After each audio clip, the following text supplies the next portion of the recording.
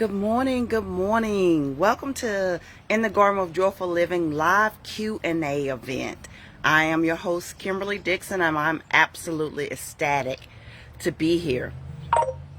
So, this is the first time that I've done a Q&A event, because I've been doing In the Garden with Joyful Living for about 4 years now, but I haven't done an actual Q&A event. So I wanted to do this specifically because I get an abundance of direct messages, text messages, calls, emails, and things, just asking some general questions.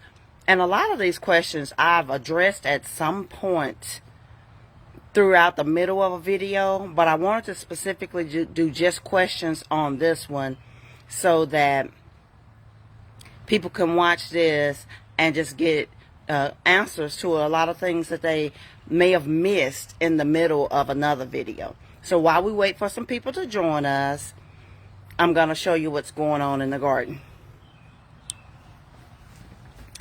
So if you notice, the arrangement of things has changed since last week. The zucchini, cucumber, tomatoes in the same spot. But essentially what I've done is, your eggplant is one of the plants that can tolerate the most heat. So you want to put it in the sunniest spot in the garden. And this corner here on the deck is the sunniest spot. So I have the eggplant, the ginger, and peppers that can tolerate heat continuously. So the order goes, you do your eggplant in the sunniest spot, then your peppers. I don't know if that raspberry bush is going to do anything. It still looks like a dormant little stick. Then your tomatoes, and then your other vegetables. So, but as you can see, this zucchini is the very same zucchini that looked like it was dying last week. And it's still a little bit yellow, but it is getting some of its color back. And it's actually, the male flowers have started blooming. Which brings me to an interesting point. When you're with zucchini and squash, your male flowers are going to appear first. And they'll open and close every morning. But you won't start getting fruit until you start getting the female flowers, which usually comes a week or two after you start seeing male flowers. So if you start seeing male flowers, and you can identify the male flowers because it's just the flower on a stem. Yeah, I have, guys, I apologize. For some reason, I have my do not disturb on, but text message notifications are still coming through. So if you see the flowers with just the long stem, that's a male flower. Your fruit is going to be attached to female flowers. So the zucchini is improving. Straight 8 cucumbers and mantra cucumbers are still doing well. I had to replant those by seed, so that's why they're a little bit, not even behind, because you can plant in stages throughout the season to get a continuous harvest. The Roma tomatoes are doing phenomenal. We have an abundance. The basil that I started by seed, the green onion, that's kitchen scraps, chives, and marigolds still doing wonderful.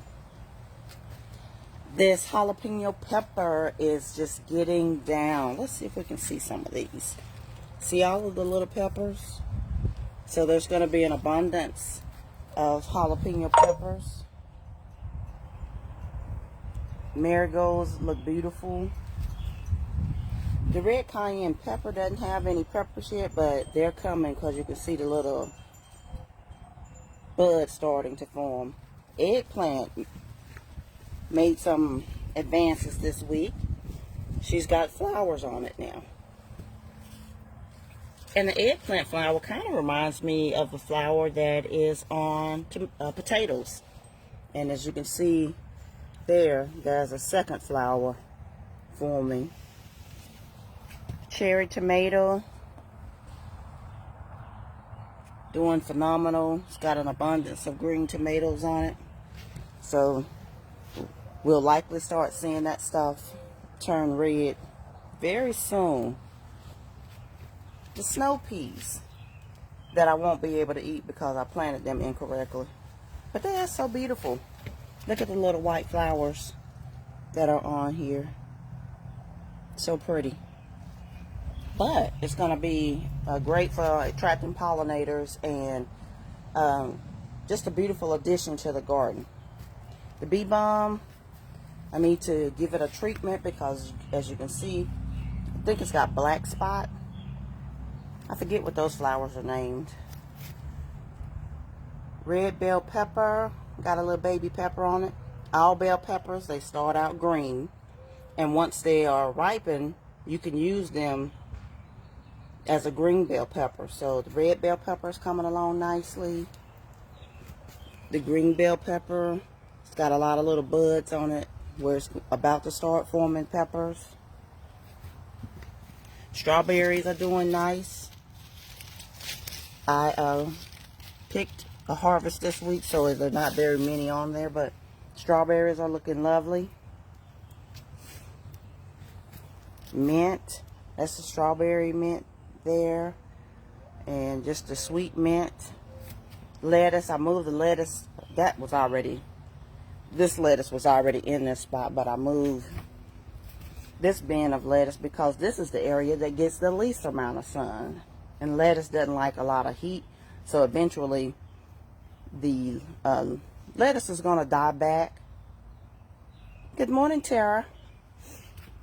There's another cucumber. And Tara, you popped on just in time.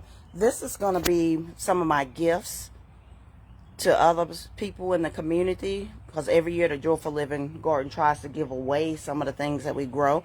So this year, I started some watermelon, specifically, look, Tara, there's your name, baby. Some watermelon for Tara and for Lori, because I know that they grow actively. And Tara will discuss why so many when I bring them to you. And the asparagus, I'm really pleased with because 75% of it came up. So here on the table, I just mentioned that I like to give away things for the garden, but people like in the community like to make contributions to it themselves. So in a conversation with my sister Valerie this week, I told her I want a birdhouse because I've been doing some things out in the yard, and literally the next day this beautiful little birdhouse with all these different compartments showed up. So you know I'm getting bird seed today. And then a few weeks ago I posted a picture of the butterfly garden in process, and one of my dear friends and spiritual mothers, Peggy Tatum, asked me if I wanted elephant ears to put into it. So yesterday my son and we went and spent a lovely evening with her and her granddaughter, and she gave me all of these elephant ears. I'm going to plant 4 of them in the front of the house, but if anybody wants an elephant ear, please let me know, because gardening is a community thing. And we share with each other, and it's so wonderful to go in your garden and see things that other people have gifted you. As a matter of fact, those snow peas were a gift from my friend Bridget. The marigolds in my garden were a gift from my friend Sharon. But back to Peggy Tatum. She is the owner of the Connection Place, which is a magazine that has been very prominent for many years now. But you want to make sure if you're out in the community to pick up a copy of her magazine, The Connection Place, because it talks about the colorectal cancer, which is very prominent. It's a prominent cancer to begin with, but it's especially prominent for African Americans because most of the time they find it is so advanced that your life is cut short. And so you can see we've lost some really phenomenal people: Chadwick Boseman, Natalie Reed, and Greg Leaks, because of colorectal cancer. So pick this up. Miss Peggy Tatum is the CEO of the Connection Place, and follow her because she tells you about a lot of great events in the area. But there you can find her information. To join the list is 919-796-4724 or info@theconnectionplace.com. But we're going to go ahead and get started. Excuse me. Tell you be very proud of me. I have my water today. So chime in at any time if you have a question about something, but I'm going to start out just going over some of the questions some basic ones about myself, and then some questions about gardening. But as I mentioned at the very beginning of the broadcast, I have never done this. I've been doing In the Garden with Joyful Living for about 4 years now. It's amazing that it's been that amount of time. But I've never done specifically a Q&A. And again, I get lots of questions through direct messaging, through text messages, sometimes phone calls. Just a lot of questions about gardening. So I'm going to go over some of that stuff this morning. But to begin, I often get asked, it's like, you know so much about gardening. How long have you been gardening? Well, there's kind of a short and a long answer. The long answer is I've been gardening my whole life, but I really haven't.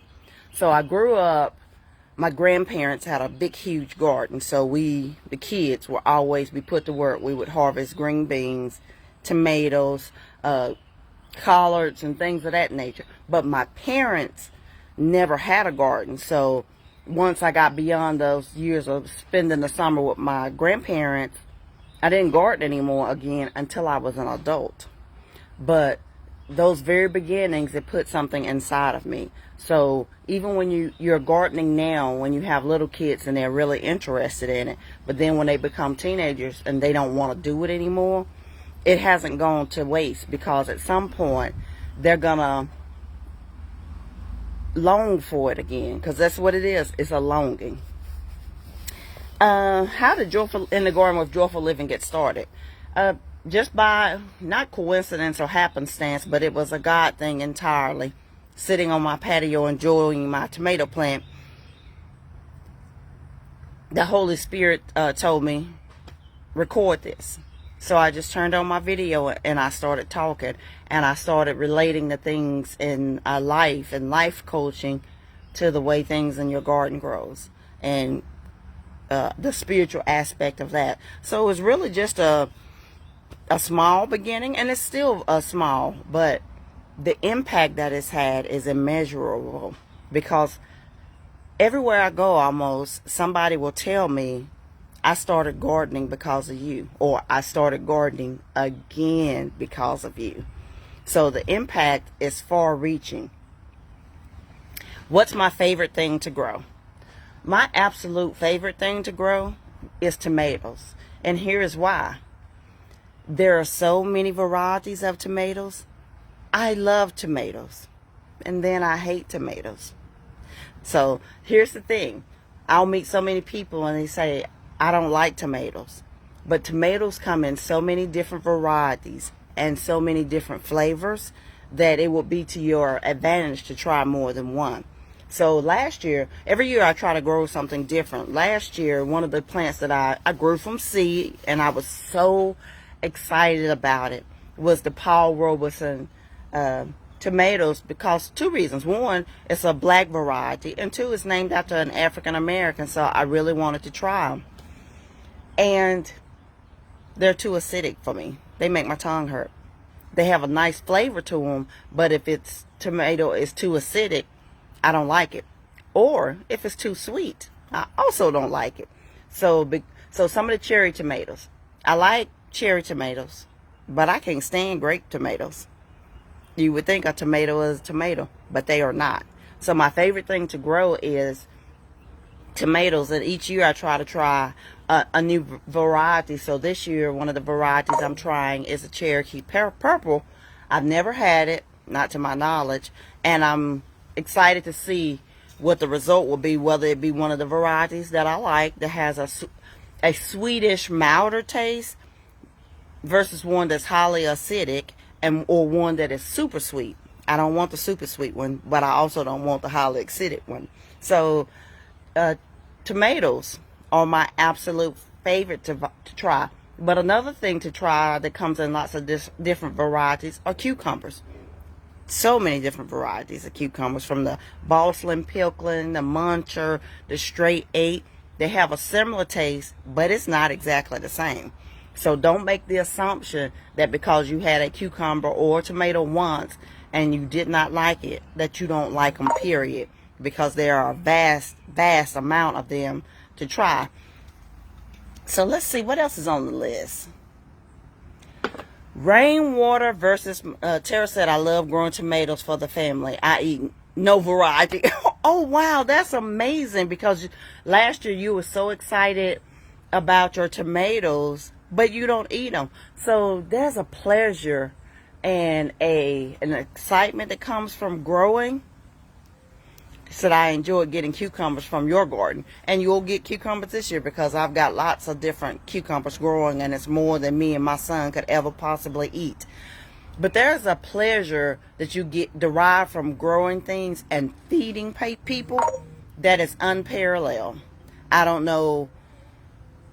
I guess it's because you grew it with your own hand, and now you can actually see the thing that you grew feeding and sustaining someone. So it is very fulfilling in a way that nothing else is. Not even just cooking your dinner for your family, growing your food and then feeding that to your family. Just be like, yeah, I did that. But back to rainwater versus municipal water. So, a lot of times, like me, myself, I don't like water straight out of the sink. But I like filtered water out of the refrigerator, or I like bottled water. And really, because the tap water, it has a taste to me. And your plants, they can taste it. They know that this water has been treated. Regardless of how it's been treated, the water out of your tap has been treated. So the purpose of having a rain barrel is so that you can collect rain water and then give it to your plants, give it to your house plants.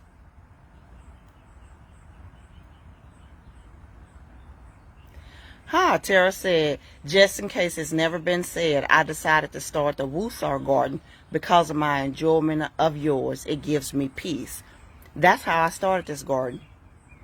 Just a small little sanctuary, just to enjoy nature. I never knew how relaxing and fulfilling that it was going to eventually become. And again, going back to the impact. So, that brings us an immense amount of joy to know that the Woosar garden is a connection to the Joyful Living garden. And again, I have my do not disturb on. I don't know why my text messages are still coming through, but such is life. We shall continue. But that brings me to another point. So many people know that I am a life coach and I do events. And this morning, this is an online event, and it's just me and Tara, which is perfectly fine with me. So I really want to reiterate with people that when you have something planned, an event planned, whether it's 1,000 people or one person, the event must go on. Don't be discouraged by the numbers that show up. Don't get frustrated and say after an event, I'm never going to do this again. Don't be discouraged by the numbers. When God has a purpose for something that you're doing, it might be for one person. So keep going, push through, whether you have 1,000 people in attendance or you have one or you have nobody. You do your entire presentation as you would plan, even if it's nobody there. Because guess what? That presentation might be for you. So let's go back a little further into the rainwater. So rainwater coming straight from the heavens. It has nothing in it. And your plants, you can give your plants rainwater, and immediately, within 24 hours, you'll see the difference of them being given municipal water or rainwater. So you'll see gardeners, it's like every time it rains, for a long time I did this, I put out every bucket I had so that I could use that water to water my plants with in the coming days. But this year I created a rain barrel to collect rain.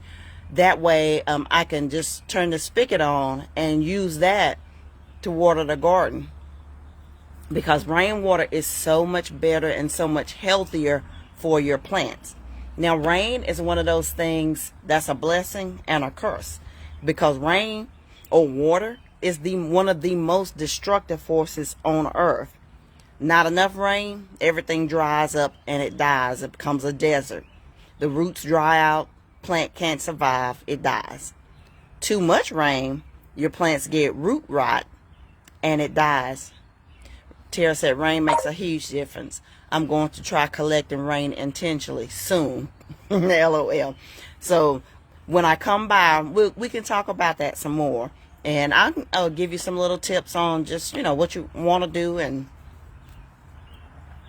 so that you don't become just frustrated with the process. It's easy though, nothing overly scientific. But if you can give your plant some rainwater, oh, it's so beneficial to them. And actually, I think the reason the garden has grown so quickly this year is a combination of really great soil and compost and rainwater. And then too much rainwater. I remember last year when I had planted my garden, we went into this torrential rain, and I literally put a post on Facebook almost in tears about my garden could not survive this much rain. That was me speaking from an emotional side, but I know what to do when it rains a lot. The solution to too much rain, whether it's in the ground or in your pots, is a solution of peroxide and water. Now you would think it's already super saturated, why would I give my plants more water? The peroxide has that extra oxygen atom that when it allows the roots to breathe so that they don't rot. So if you find yourself where it's been raining too much and your plant's in the pot, the plant can't drain quick enough, and the soil is just soggy and wet, some peroxide will help your babies along the way until it can dry up a little bit on their own. Okay, composting. The benefits of composting. Everything comes from dust, from dirt. We came from dirt. Genesis teaches us that God created Adam from the dirt. Everything comes from dirt. So everything returns to dirt. When you compost the things out of your scraps out of your kitchen, grass clippings, it turns into this super nutrient dense, almost mush, but as it continues to disintegrate, it turns into super healthy dirt. And that dirt has so many nutrients in it. I think that's part of the problem with the commercial farming. They're not really using compost, so the land becomes stripped, and the food in the grocery store doesn't have the nutrients that it used to have because there's nothing in the soil. But if you compost and you put that back in your containers or back in your garden, the earth becomes nutrient dense. The plants absorb those nutrients. They grow plentifully. They grow large, beautiful fruit. But guess what? Now you eat that fruit, and you and your family get those very same minerals and vitamins that the plant had from being in that super rich dirt. And minerals is the one thing that can't be, has to come from dirt. It can't be reproduced artificially. So you need your fruits and your vegetables to get the minerals that you need.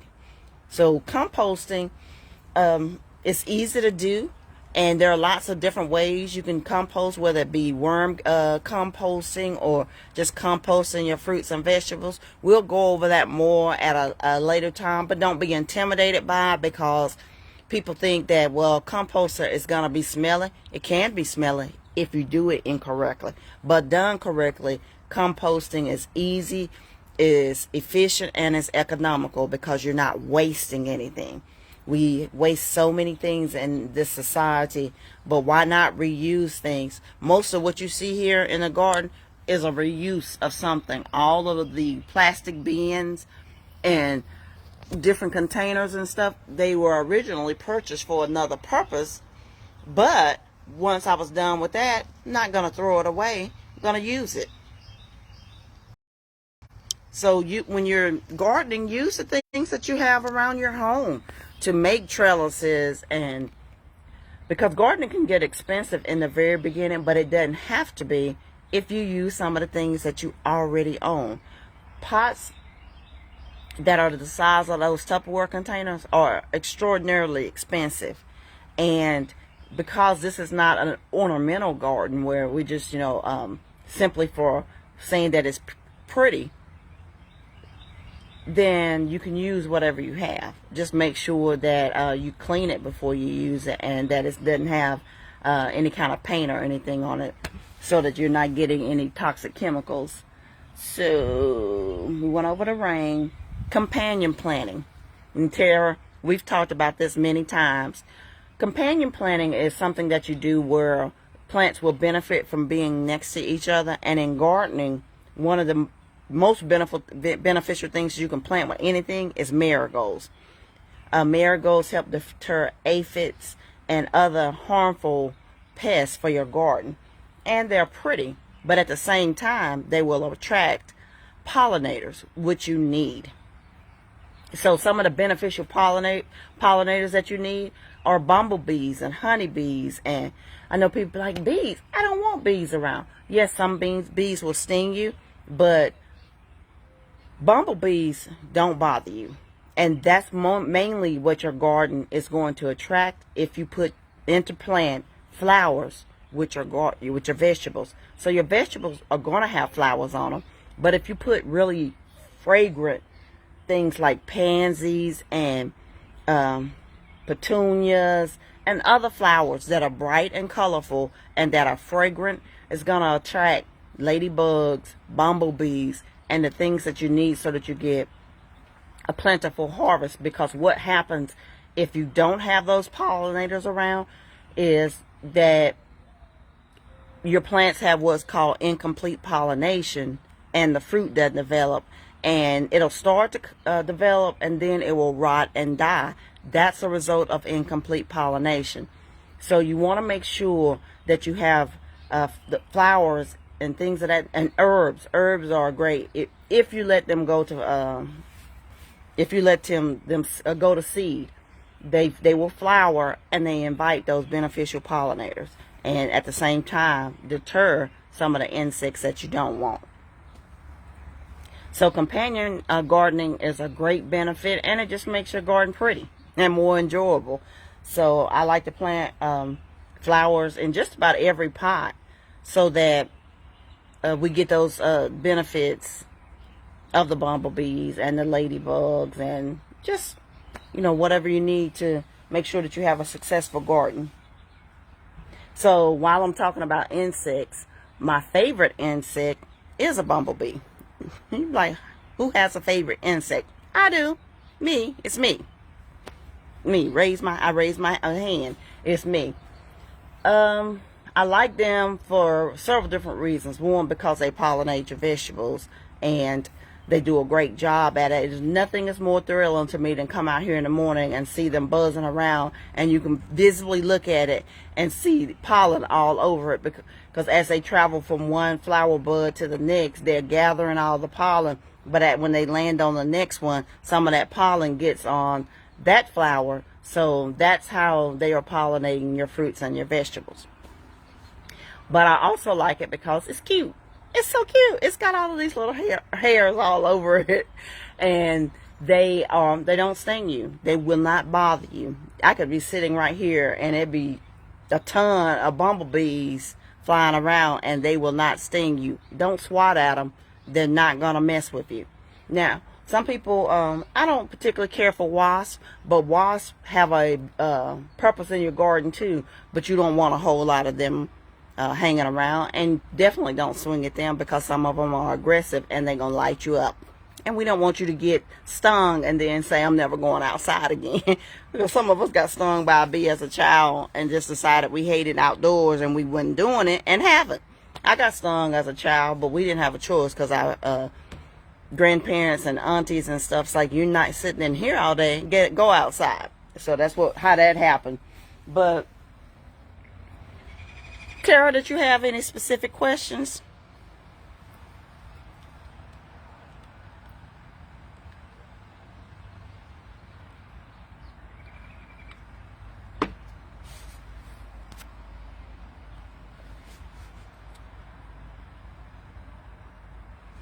Tara said, bees, lizards, just about most things are helping.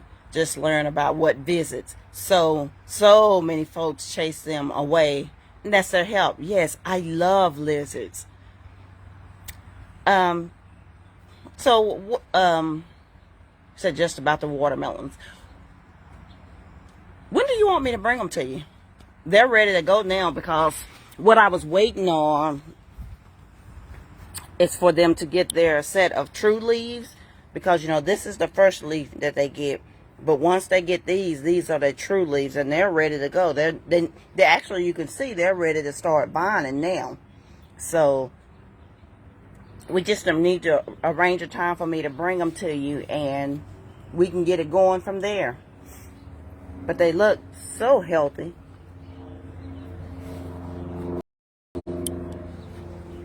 But this has been the first Q&A, the first live event, not the first in the Garden of Joyful Living live, but the first Q&A event later this week.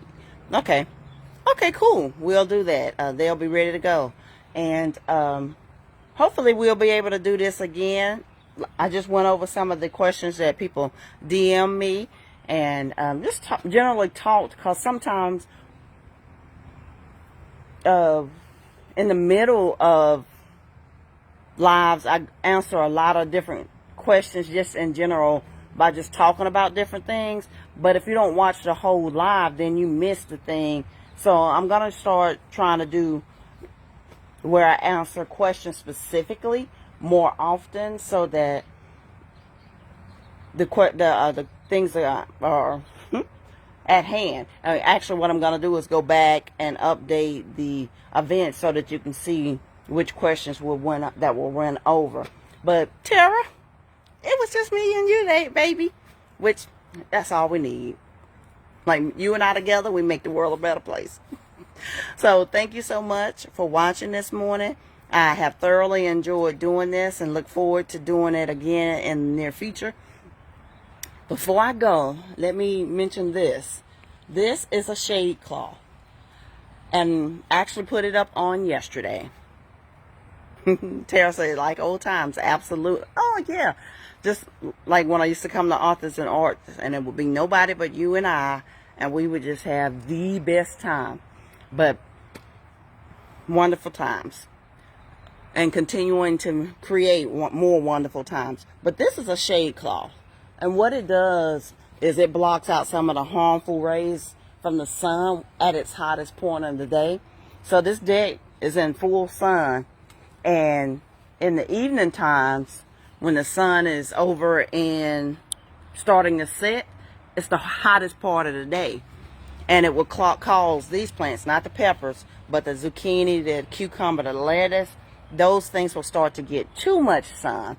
So you can use a shade cloth to help protect your plants. And even with the plants that are there, those are tomatoes, and they like sun.